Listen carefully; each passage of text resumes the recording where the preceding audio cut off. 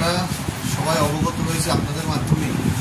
আমরা সংবাদ মাধ্যমে পরিলক্ষিত করেছি গত কিছুদিন আগে এই রাজ্যের তথাকথিত বাম নেতা, কমিউনিস্ট নেতা ওনাদের চিরাচরিত প্রথাকে বজায় রেখে আমাদের ধর্মীয় ভাবনাকে আঘাত করার জন্য আমাদের আরাধ্য দেবতা রাম ভক্ত প্রভু হনুমানজিকে নিয়ে যেই কুরুচিকর মন্তব্য করেছে, গোটা রাজ্যবাসী এটার নিন্দা জানিয়েছে।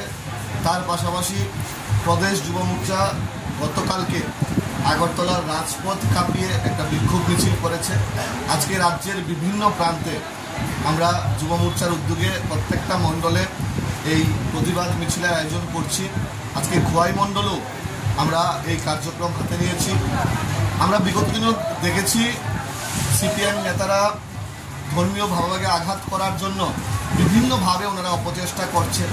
কলকাতার রাজপথে দাঁড়িয়ে সকলের সামনে গোমাংস ভক্ষণ করেছে, ধর্মকে আফিমের মতো নেশা বলেছে, বিভিন্নভাবে আমাদেরকে আঘাত করার চেষ্টা করছে।